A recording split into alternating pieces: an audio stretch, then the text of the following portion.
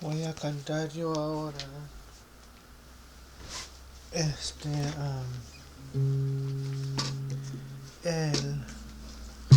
capítulo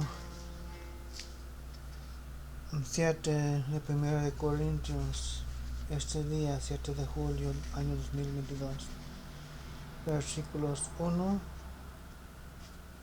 hasta el 7. Shalom, escrito les bendiga. En cuanto a las cosas de que me escribisteis, bueno le sería al hombre no tocar mujer, pero a causa de las fornicaciones, cada uno tenga su propia mujer y cada una tenga su propio marido. El marido cumpla con la mujer el deber conyugal y asimismo la mujer con el marido.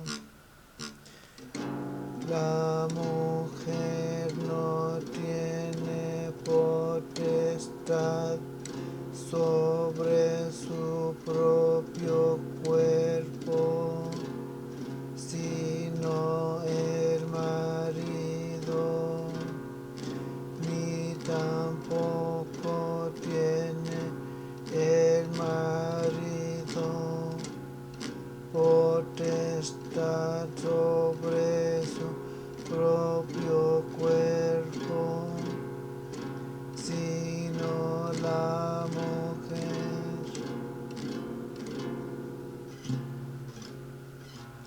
No os neguéis el uno al otro, a no ser por algún tiempo de mutuo consentimiento, para ocuparos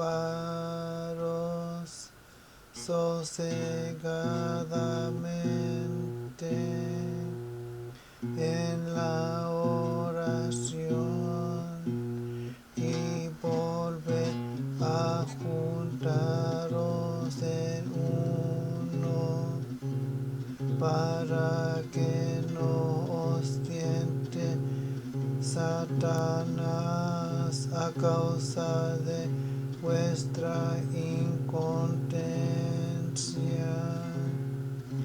Mas esto digo por vía de concesión, no por mandamiento.